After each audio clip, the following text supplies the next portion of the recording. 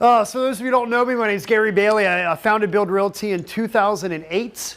I am a former real estate investor. I've personally rehabbed about 50 houses myself. And I'm going to share with you some things that I learned as a rehabber.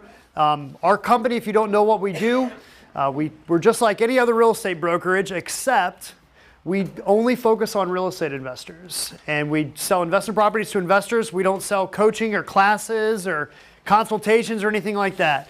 We sell the houses. We have financing available for the houses. And then we'll give you everything else that you need to be successful. Contractors, coaching if you need it.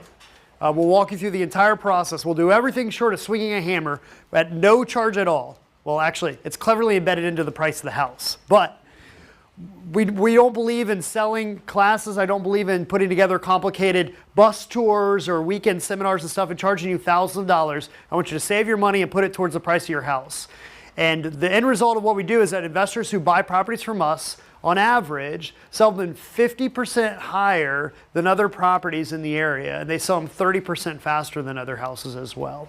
So it's working. We've been doing this now for about 10 years. And this year alone, we've sold 126 houses. We've sold over 1,000 houses since we started. Half of our business comes from people who have already bought a property from us. So we define our success by your success. If you come back and buy multiple properties from us, we know that you're doing well. So the more money you make, the more money we'll make. That's kind of how this works. So we're all in this together. So we do these workshops once a month. They're completely free. There's no sales pitch at the end. Like Chris said, please join us over at Mio's afterwards. We do offer financing. I've mentioned that a couple times.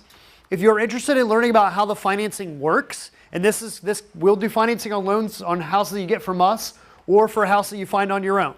We're going to do a brief financing presentation immediately following this presentation in the small conference room over there. And April and Rachel, our acquisitions and our sales managers, will be presenting that to you. So if you have any questions about the financing, sit over there. It's like a 15-minute presentation. You'll figure it all out. But do please join us at Mio's after that. All right, so like you guys said, I made way more mistakes than just 7 my first year. I joked that I would probably make 7 mistakes driving to the very first house that I bought. So I want to boil these down to really 7 things. They're not just mistakes that I made, but they're mistakes that we see a lot of investors make right now as well. So there's common things that we see.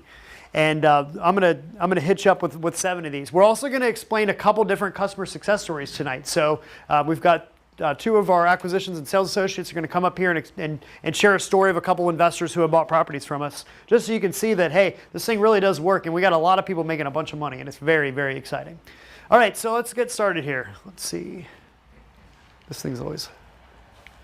There we go. All right, number 1.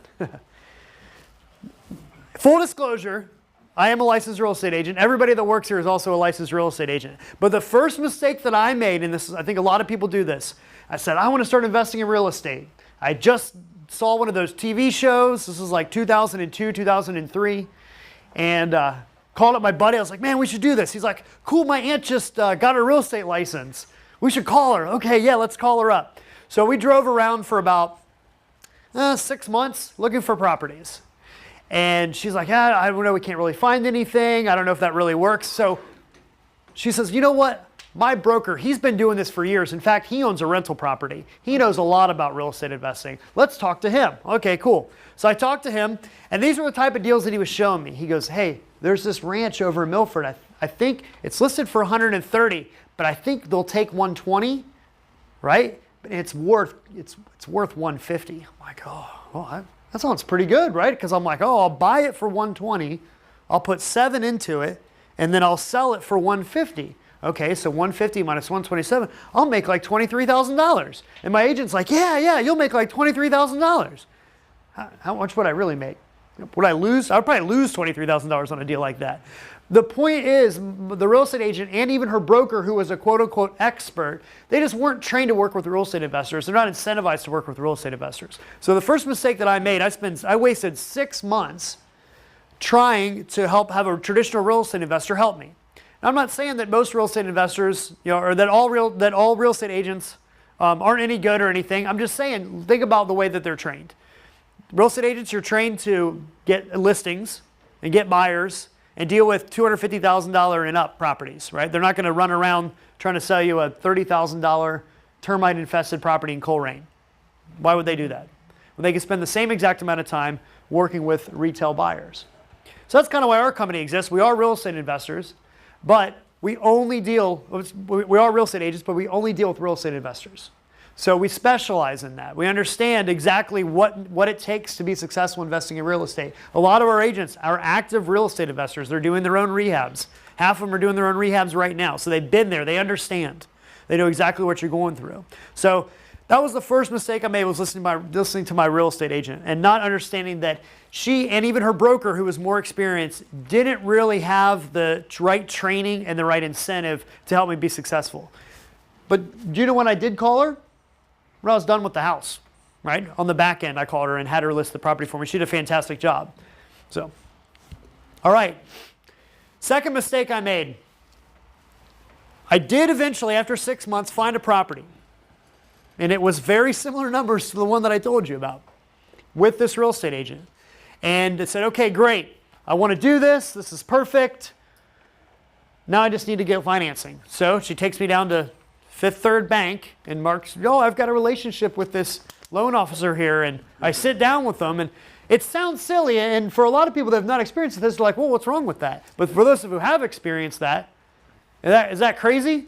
We just walk into Fifth Third and say, hey, yeah, I want to get a loan. And, well, I've stated income and no job. I'm a real estate investor. I'm an entrepreneur, right? No job. Oh, yeah, the house needs a lot of work, too. So that was, and they said, well, we maybe try to finagle this like that, but really you can't do it. So I went to a different lender, different lender, different lender. The bottom line was a traditional bank couldn't finance me, and I had no clue about that until it was too late. So I wasted 6 months at that point. I wasted another 45 days after that trying to get a loan for the property. So I didn't understand what my financing needs were. So I had like $10,000. I thought that was really all I needed. Fortunately, I ran into a company that was similar to Build, that's no longer in business. And they had everything that I needed. They had houses and they had financing. So I could leverage my $10,000 to buy a property and finance the purchase price and the renovation costs. So even though the interest rate for the loan that I got was expensive, my out-of-pocket, I had to end up putting like $5,000 down. I had to carry the loan for a couple months. And then I ended up getting a check at closing for $35,000 for that property. Sold in one day. It was on Clough Pike in Batavia. Fixed it up myself. Did okay on it. So I made over $20,000 profit on that. Yes, I paid 13% interest, and I paid like 5 points at closing. But I turned $10,000 into $35,000 within 6 months. And that was the first buy, fix, and sell house that I had ever done. But before that, I didn't really understand my financing needs. So that's the first buy, fix, sell house. But that wasn't the first house I ever did. Tonight I'm going to share with you the very, very first house that I ever did that I bought for $7,000. And the only thing holding it together was the termites were holding hands. I've got pictures of it. They're a little grainy because it was like 2004. I think I had it was before iPhones and even many camera phones. But I've got some pictures of that. I'm going to show you that. I'm going to share with you all the awesome things that happened with that house tonight and some of the mistakes that I made. But number one, in addition to believing my real estate agents, the biggest mistake we see with a lot of investors, they just don't understand what their financing needs are. So there is a myth that you can get started investing in real estate if you don't have any money at all. Those people will probably sell you a book or a tape or something for $1,000 or $2,000. And if that's all you have, then you won't have any money after that. You do need a little bit of capital to get started. In my situation, I didn't understand all the work that the house was going to need and how much I was going to need to spend on it. So until I found investor-friendly financing that included all the purchase price and the renovation costs, I would have been in a lot of trouble. So fortunately, I moved back home, stayed with my parents, and started fixing up this house and lived in my old bedroom. I was like 25 at the time because I was like, I needed money to be able to live and fix up this house at the same time. If I had understood my financing needs going in, then I completely would have done things differently. So now, fortunately, that deal went well. See, what I wanted to do, like a lot of people, I wanted to become a full-time real estate investor, and I didn't understand exactly how much capital it would take. I didn't know how much money I could make on these deals. I had watched a lot of the shows, and some of them were based in California at the time. I don't watch any of those shows now. I'm recovering from that. But I'd see that was back in like 2003, 2004. That's where the shows where they're making like $175,000 on these like ranches in different parts of California and stuff. And so I had a very unrealistic expectation of what you could do here in this market. Also an unrealistic expectation of what finances I needed to have. And a lot of the real estate investors that we work with are people that just have regular, they've got regular jobs, and this is something that they do on the side. And so if you're making $60,000, $70,000, $80,000 a year, and then you're also flipping 4 or 5 houses a year on the side, making $10,000 to $25,000 per house, you have given yourself a lot of different options in life. You can decide to continue to work your job, or you can try to invest in real estate full time. This was my third mistake that I made. I decided to go full time too soon. So my very first house that I did, this is exactly what was my story. I was in graduate school at the time. I used to be a musician. I was teaching junior high band. I quit all that in that summer, and I moved back to Cincinnati. I bought a house for $7,000. What we would recommend for everybody, because there are a lot of people that say, yeah, this is something I really want to do full time. This is really, I really want to dive into this. I think it's something that can happen. I can tell you this, if you decide to do this full time and you're waiting on the closing check so that you make your mortgage payment, it's not very fun. It's not fun at all. So the mistake that a lot of investors make is they do try to go full-time too soon. This is going to sound like common sense stuff, but if this is something you want to do full-time, you got to treat it just like any other business. You got to work on it. You got to work in it. You got to put tons of time into it as well. And you need to have at least, I'd say, 6 to 8 months worth of bills saved up in your bank account, in addition to whatever you're going to put in your real estate investing business. Most investors, if they're using financing, are only going to make about $20,000 per house. Now, it's not terrible, but if you're trying to replace your income, that can be kind of risky. You've got to make sure you're doing enough houses. So you've got to have a plan. And if you want, we can help you sit down and put together an entire plan. We've got a presentation that we've done in the past that shows you how you can take $20,000 and turn it into $375,000 in 3 years by flipping houses. And it's just a matter of getting your dollars in just the right amount of time, doing the right amount of houses, and then staggering your rehabs over the next couple of years. So we can help you with that stuff. We can put together 2-3 year plans for you if you want to, all based on what we see other real estate investors doing. So I'm not here to tell you you're going to get rich with real estate and you need to buy my DVD and all this other stuff. I don't have a DVD for one, but don't make the mistake of going full-time too soon. People that are making a lot of money in real estate right now, it's something they're doing just on the side. Because you never know when something's going to go sideways. You might need to put a little more money into it. You want to make sure you've got that solid income so that your bills are paid for already. So you don't go to full-time too soon. That was a big mistake that I made. Fourth mistake. I thought, gee, how much money could I save if I did all the work myself? Which is exactly what I did. So my first house that I bought was in Wilmington. I bought it for $7,000. I found it online at a website that doesn't even exist anymore from a bank in California. I didn't know anything about anything.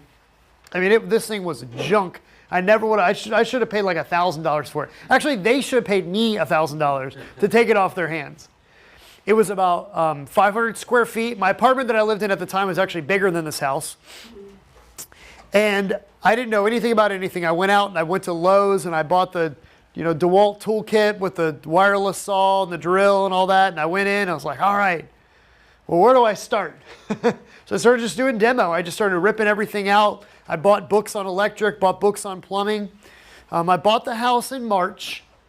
I remember at Christmas, on Christmas morning, I drove to the house to do work and hang some cabinets. So I was still working on it then. So it took me a full year to do that property. Now the good news is the lending regulations were pretty friendly if you already owned the property free and clear, which I did. So I put about $26,000 into the house. I paid $7,000 for it. I was able to cash out, I got an appraisal and was able to cash out about $35,000 in addition to the money I'd already put into it. So I paid back my friends and family that had trusted and invested in me in this house, and I ended up with $35,000 cash in my pocket. And I had a Section 8 tenant in there that I rented the property out. So my payment, I think, was like a couple $100 a month. And my rent that I was bringing in was $800 a month, Section 8. And the government just deposited the money into my bank account every month. It was really easy. It was great. So actually, I did pretty well. I was pretty excited about it.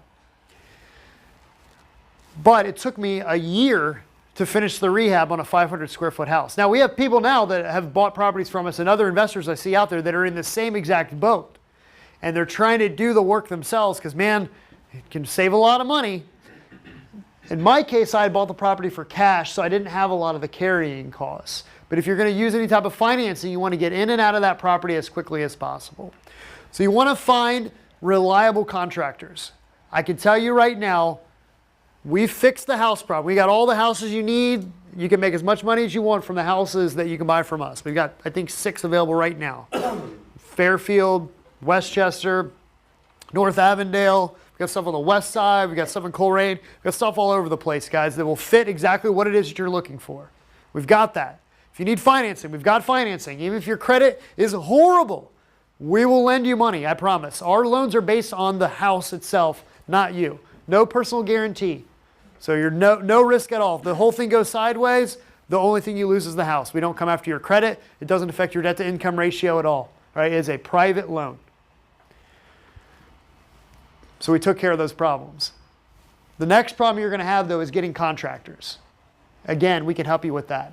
If you need a contractor, whether or not you bought a property from us, you go to our website right now, and there's a big form on there that says, need a contractor. And you just click that button, you tell us what you need, and when you need it, how much you want to pay, and our full-time vendor relations guy, his name's Andy, you guys have seen him up here before.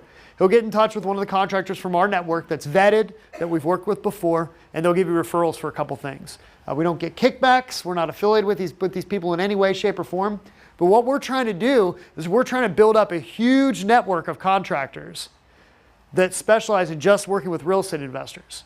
And what we found is that we can't build, nobody's interested in, like, no contractor's interested in, like, joining a program and, like, a referral program or anything like that. They just want to know, okay, what job do you have right now? So we're using you, so help us and we will help you. If you give us your jobs, tell us what jobs you need, and we're going to build up this contractor database together, right? We'll never, ever sell access to it, ever, because we don't believe in that. We're completely for free, but we can build this thing up together. Yes? Is that open to people who have properties that aren't in your network? Absolutely, yes. Yes, absolutely. So it's people that have bought properties from us or properties they haven't bought from us. Obviously, if you bought a property from us and if we're getting backlogged, our own customers are probably going to come first, but they'll still contact you. And the way it'll work, Andy will give you a call, talk to you about the job, and then he'll call a couple people, and then he'll either give you their information or have them get in touch with you to kind of work with it from there. Cool. But yeah, please do that. Please do that. All right, so don't do the work yourself. You do not have to do the work yourself. You want to do the demo yourself, you want to paint, knock yourself out. Go ahead. But the mistake that I made is it took me an entire year to do the rehab. Now, everything worked out. Fortunately, it worked out in the end.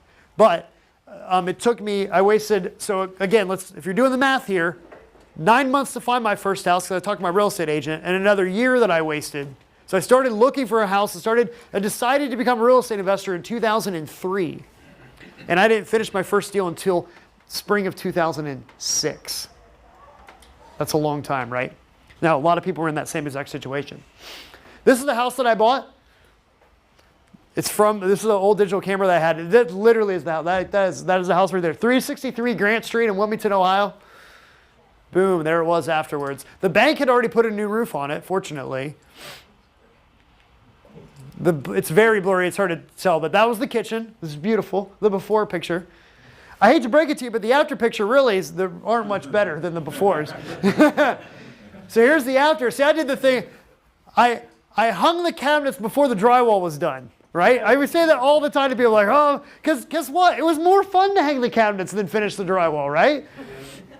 So I would come in and be like, all right, what am I going to do today? All right, plumbing. All right, we'll do some plumbing. All right, well, let's do this. One thing I didn't do was sweep up the job site. I did that one time. It took me an entire day. It was a mess. So I don't know how that house didn't burn down. It's still standing. It's amazing. I did all the electric myself. And then out there in Clinton County, I called up the building department. I said, well, I want to change out the electric panel. Do I need to get a permit? And he's like, no, you own the house? Yeah? You're good then. Okay, cool. So what I did by myself, and I didn't know anything. That wasn't in the Black & Decker electric book, probably because they don't recommend that you do this. So I need to change the panel out. Well, I didn't know you're supposed to like call and have them shut the service off. So I took the panel off with my bare hands and fed the hot aluminum wires out and took the panel off, put the new one and fed it back in completely live. I had no idea that I literally could have died. So Murphy's Law, and that's not an exaggeration. I was by myself. Can you even imagine what would have happened? Goodness gracious. So that's what I did. So there it is right there. I wanted the exposed brick, and then in a $40,000 house, right? So this is it. Those were, again, showing, I don't know anything about anything. Those are $8,000 worth of craft-made cabinets in that house. I didn't know anything. I was a horrible real estate investor in my first deal. So I spent $8,000 on the cabinets, but I saved money because I hung them myself. Oh man, it was a mess. Jeez. This is the bathroom. It's just horrible. The cabinets are probably still there. Somebody didn't steal them. And I've told this story before. The guy, I hired a handyman guy to help me out. And I should have known I was in trouble, but I didn't have any idea. When we opened up the floor to try to hook up the plumbing, we get the floorboards up and take it up. And he goes, oh man, we got a problem. I'm like, what's that? There's only one water line coming in. Like, is that bad? Yeah. Where's the hot? It tells you how much I know. I was like, I don't know. I thought there were two. You guys get that? I thought the city provides the hot. Okay, you guys got it. All right. But literally, that shows you how little I knew. So anyway, all right. Fifth mistake, and she alluded to this a little bit. Fifth mistake that I made was I hired a general contractor. And I know in certain circumstances, if you probably heard different things from me, I probably sound like a madman. Sometimes I say don't do it, sometimes I say do. In certain circumstances, it does make sense to hire a general contractor. But if you're trying to make the most money out of it and you really want to try to be involved with the job without doing all the work yourself, if you can function as your own general contractor, you're going to save yourself a lot of money in the long run. Now, if you absolutely don't know anything at all about construction or houses or anything, then I highly recommend that you bring in a general contractor. But at this point, I had actually learned a lot about construction the hard way through that property that I did out there. So I at least knew about how much stuff costs. I really knew what it took to get stuff done.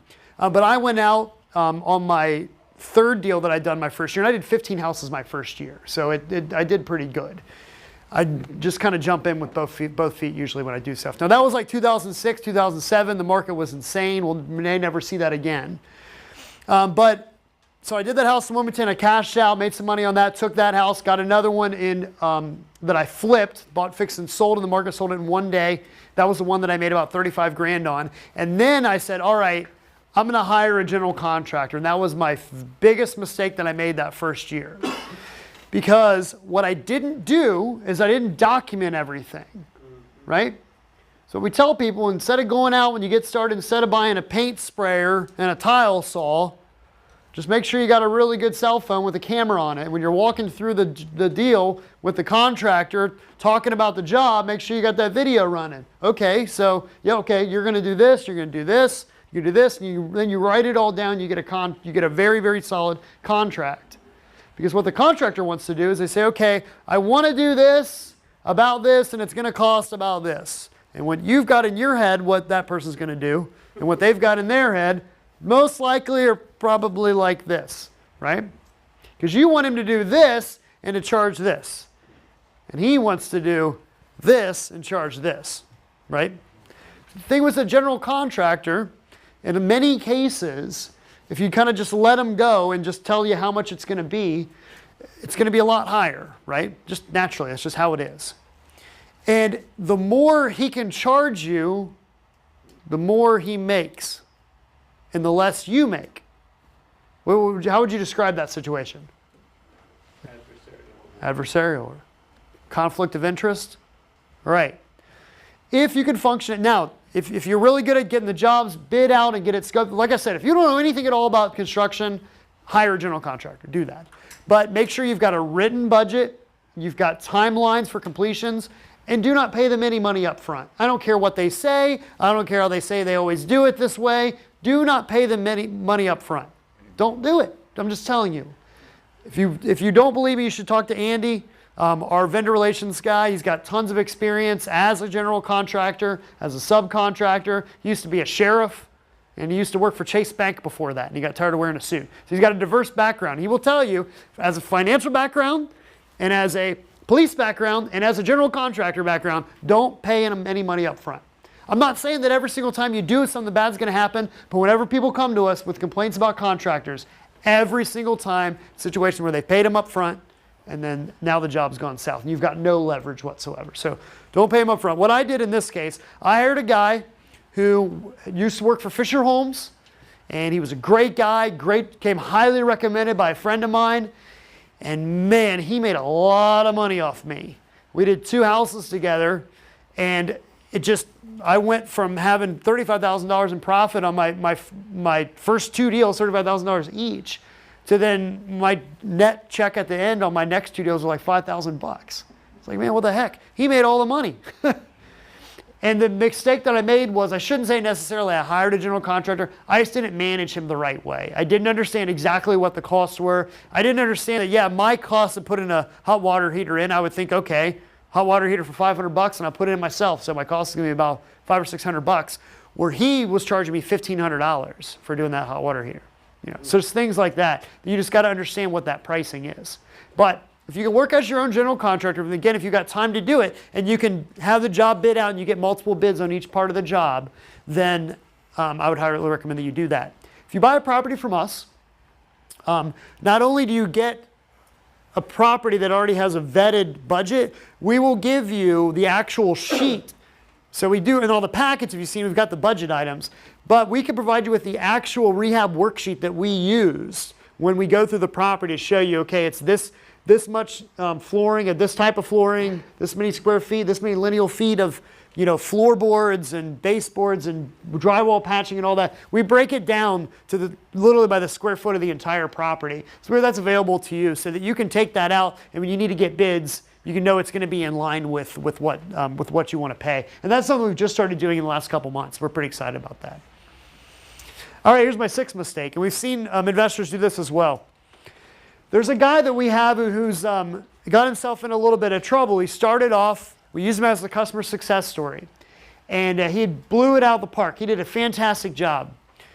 And bought a property, did well, bought another one, Hyde Park, did really well on that, bought one in Oakley, did really even better well. I mean, he was making like $50,000, $60,000 using Greenleaf even on these houses. And then he went and bought one house, and then another house, and then another house. And he's got 3 going at one time. His carrying costs are like 15 grand, and he's really, really, really, really struggling. Now, one is going to sell. It's going to close on Monday, and he's going to sell for a huge loss. So the weird thing about real estate, in a lot of companies, a lot of businesses, you get like economies of scale, right? But for whatever reason, with rehabbing out, not building homes, but rehabbing houses, when you try to scale it and you scale too quick and you've got more than one rehab going on at the same time, that's when all the crazy stuff starts coming out, right? So the more houses you try to rehab at once, the less money you're going to make, because you won't be able to watch it as closely. You're not going to get as many bids as you would normally be able to do. It's exactly what I did. I tried to take on too much too soon. In this case, so I ended up doing 15 houses my first year. I made money on the first 2, lost my tail on the third and the fourth when using that general contractor, because I tried to say, okay, he's a general contractor, I'm going to take on all these houses at once.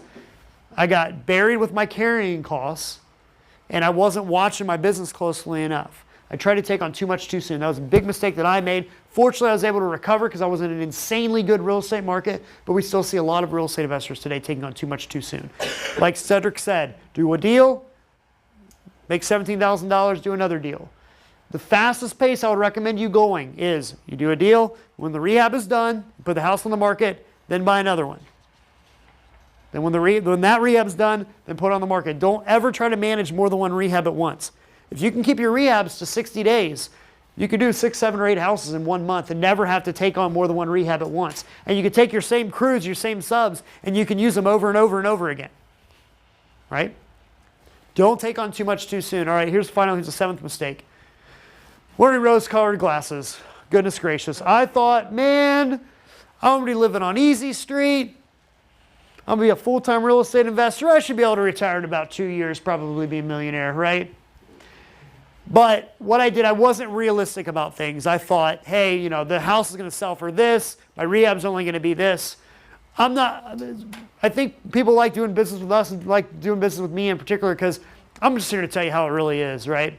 I'm not here to blow smoke or anything like that and tell you that it's all fantastic. I've made a bunch of money rehabbing houses. I've lost a bunch of money rehabbing houses. And I can tell you guys realistically, Murphy's Law exists for real estate investors. But if you go into it thinking that and understanding it and not wearing rose-colored glasses, hey, look, I just want to be realistic about it. If I can make $10,000, $15,000 in my first deal, I'm going to do it. Take that first win. Education, right? Then do your next one. Then do your next. But just keep going. I used to do whitewater kayaking when I was younger. Super fun. Way different than whitewater rafting. Whitewater rafting, it's like, oh, you're in a raft. You're good. You're with like the Boy Scout troop that's also on the trip or whatever. You're fine. Whitewater kayaking, you're like right here. And if something goes wrong, it's all you. It's you and your paddle. And the one thing that they always told us is that no matter what, never, ever stop paddling. Ever. You just keep paddling, keep paddling. So we say as real estate investors, when you get into a little bit of a bind, just keep going, right? Get that rehab done, get it knocked out, because if you don't make a ton of money or making money you want to make on that deal, you're just one step closer to that deal where you are going to make a bunch of money. And we've seen for the investors that have been doing it for a long time, they just consistently keep going. And every single time they learn from their mistakes, and then they keep going. And they're going to get some wins along the way. And the house that you're going to end up making $40,000, $50,000, $60,000 on, it's going to be one that you thought you were going to make 15 on. And you're not even going to realize that you just bought in an area that's insane. And your house is going to be the new comp for all the other houses in the area. Right? It happens all the time. It's happening in Madisonville right now. You guys know Madisonville is like really hot right now? It's still happening in Northside while it lasts. But I'm telling you guys, there's a lot of areas that are really, you can make some big bucks in real estate investing right now. But you can also make some solid money in Forest Park, Coleraine, College Hill. Those are bread and butter areas, right? So we want to get you into a deal that's going to be safe for you, that's got proven success in the area. We want to give you all the resources that you need completely for free, and we really want to see you start doing some business with us. Thank you guys for coming out here tonight. If you have a survey, I'd ask you to fill it out, please. We like to get feedback. We also like to get to ideas for new workshops. We've done about 70 of these workshops, so we're always looking for new ideas. And if you're interested in financing, just jump over to the smaller conference room over there, and Rachel, who was up here earlier in April, are going to do a presentation for about 10 minutes to talk about how our financing works. Thanks, guys, and we'll see you over at Mia's. Thanks. Thank you. Hey, Mel. Hey.